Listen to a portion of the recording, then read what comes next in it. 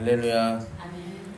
오늘도 말씀을 깨닫는 지혜와 응답받는 기도의 은총이 우리에게 넘치게 될 줄로 믿습니다. 아멘. 오늘 우리가 보는 이 열왕기상 8장 본문은 지성소 안으로 언약궤가 들어옴으로 말미암아 진정한 성전이 이제 이루어지는 장면입니다. 우리가 잘 아는 것처럼 이 하나님의 언약궤는요, 어깨로 메어서 이동을 해야 돼요. 어깨로 메어서. 그런데 이 다윗 시대에 이 우사의 집에 이 언약궤가 보관이 돼 있어요. 그리고 그 다윗이 그거를 예루살렘으로 가져오려고 하는데 율법대로 어깨에 메서 가져오는 것이 아니라 어떻게 합니까? 수레에 실어서 그 언약궤를 이동을 하죠. 거기다가 이 소가 놀라서 이 수레가 덜컹거리니까 우사가 하나님의 언약궤는 손대면 안 되는데 뭐 합니까? 이렇게 탁 이렇게 손을 대요. 그래서 그 자리에서 죽게 되죠. 사무엘하 6장 3절에 그들이 하나님의 궤를 새 수레에 싣고 산에 있는 아비나답의 집에서 나오는데 아비나답의 아들 우사와 아요가 그 새 수레를 모니라 라고 하거든요. 여러분, 새 수레, 이 새 수레라는 단어를 제가 묵상하면서 내가 하나님 뜻대로 하지 않으면서 하나님 명령대로 행동하지 않으면서 뭐 하는 거예요? 내 나름의 최선의 것을 드리는 거죠. 새 수레 드렸으니까 하나님이 이 수레에 뭐예요? 좀 이런 표현이 그럴 수 있지만 하나님 수레값을 하십시오. 이제 그런 거죠. 하나님 내가 이만큼 했으니까 하나님 이거 좀 봐요. 이제 그런 거였죠. 근데 이제 오늘 8장에서 여호와의 궤가 들어올 때 4절에 보시면은 여호와의 궤와 회막과 성막 안의 모든 거룩한 기구들을 메고 올라가되 제사장과 레위 사람들이 그것들을 메고 올라갔다라고 성경은 말합니다. 이들이 어떻게 행동하는 거예요? 철저하게 율법대로 행동한다라는 거죠. 이 솔로몬은 아버지가 했던 그 실수를 반복하지 않는 거예요. 어제 우리가 말씀을 나누었던 것처럼요, 부모에 대해서요, 우리가 이 내 마음에 하나님의 집, 이과 또 성전과 왕궁이 있다고 했잖아요. 그래서 내가 이 성전을 더 사랑하는 그 모델하우스를 우리가 지어가면 우리 자녀들이 그걸 보고 따라온다고 했잖아요. 이 다윗의 실수를 반복하지 않는 거죠. 그 실수를 거울 삼아서 지금 이 솔로몬이 율법대로 이 여호와의 궤를 옮기는 일을 하는 거죠. 그래서 이 부모 시대에 하나님을 위해서 이 믿음의 시도를 하는 일이 이렇게 중요한 거죠. 왜냐면 내 실패도 자녀들에게는 뭐가 되는 거예요? 거울이 되는 거예요. 자, 그렇게 8장 9절에 보시면은 그렇게 옮긴 궤가 있는데 이 궤 안에 뭐가 있었냐면은 두 돌판 외에 아무것도 없으니 이것은 이스라엘 자손이 애굽 땅에서 나오는 여호와께서 저희와 언약을 맺으실 때 모세가 호렙에서 그 안에 넣은 것이더라. 언약궤 안에 뭐가 있대요? 돌판밖에 없었다. 우리가 아는 지식으로는 언약궤 안에 뭐가 있어야 됩니까? 아론의 쌍난 지팡이가 있어야 되고 만나를 넣은 항아리도 있어야 된단 말이에요. 그런데 그 두 개는 없어요. 히브리서가 이 굉장히 구약의 정통한 책인데 히브리서 9장 4절에도 보시면 금향로와 사면을 금으로 싼 언약궤가 있고 그 안에 만나를 담은 금항아리와 아론의 쌍난 지팡이와 언약의 돌판이 있다고 했거든요. 아론의 쌍난 지팡이는 뭐예요? 하나님께서 아론을 제사장으로 세우시잖아요. 그러니까 이 대제사장으로 세우니까 이 다른 제사장들이요, 이 왜 모세가 다 해먹고 아론이 다 해먹고 우리도 할 수 있다 이제 그러는 거죠. 그래서 하나님께서 뭐 합니까? 야, 그러면 지팡이를 다 한 대 갖고 줘라. 여러분, 지팡이가 저도 옛날에 우리 집에 막 이 지팡이가 있었단 말이에요. 근데 지팡이가 여러분 잘 마른 나무를 가지고 만드는 거예요.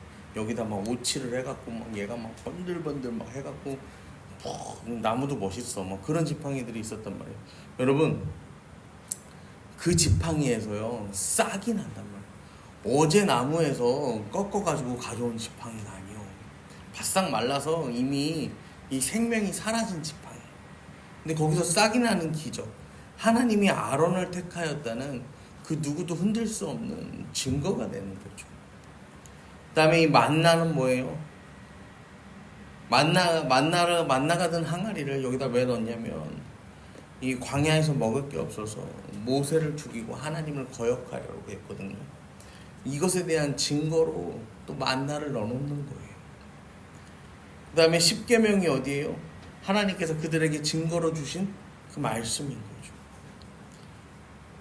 그래서 언약궤를 보면 언약궤를 열면 여기에 쌍난 지팡이도 있고, 그 다음에 만나 항아리도 있고, 돌판도 있고, 얼마나 신기하겠어요. 하루면 썩어나갈 만나가 이 언약궤 안에서 썩지도 않고 보존이 되니까 얼마나 신기해요. 지금 솔로몬 시대에 왜 돌판밖에 안 남았어요? 누가 다 가져간 거야. 신기하니까. 사람들이 들고 간 거예요. 하나님께서 언약궤에 넣어주신 물건 가운데 어떤 것은 없어지고 어떤 것은 남아요. 이게 뭐냐면 사람들이 신기해하고 가치를 두는 거는 어때요? 남지 않아. 누군가 욕심을 내서 가져가. 그런데 사람들이 신기해하지 않는 거예요. 돌판은 뭐 영험한 게 없잖아. 이 무슨 의미가 없잖아요. 그러니까 돌판을 안 가져가는 거예요. 세상에서 가치를 두지 않는 게 끝까지 남는 거예요. 결국 마지막까지 남은 것은 하나님 말씀뿐이었다라는 것이죠. 예레미야 3장 15절 16절 말씀을 보시면요, 내가 또 내 마음에 합한 목자들을 너희에게 주리니 그들이 지식과 명철로 너희를 양육하리라. 여호와의 말씀이니라. 너희가 이 땅에서 번성하여 많아질 때 사람들이 여호와의 언약궤를 다시는 말하지 아니할 것이요, 생각하지 아니할 것이요, 기억하지 아니할 것이요, 찾지 아니할 것이요, 다시는 만들지 아니할 것이며, 이 땅이 회복되는 그날이 오면 언약궤를 다시 말하지도 않는다는 거예요. 언약궤를 중요하게 여기지 않는다는 거예요. 생각도 안 하고 기억도 안 하고 찾지도 안 하고 만들지도 않는다는 거예요. 예수님께서 우리의 참 성전이 되시고 말씀이 되시니까 더 이상 언약궤가 필요 없다라는 거죠. 약속의 증거, 약속의 징표, 이게 필요가 없는 거예요.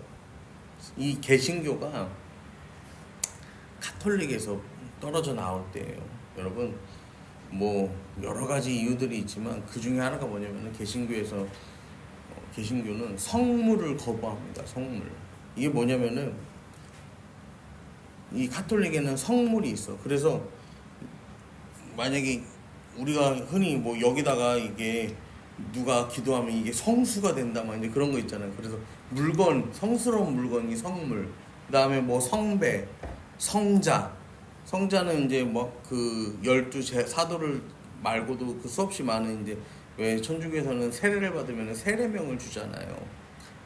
그래서 성인에 대한 축일 이런 것도 다 지킨단 말이야. 근데 그런 것도 없고 세례명도 없고 성물, 성배, 성자 이런 거 다 거부해요.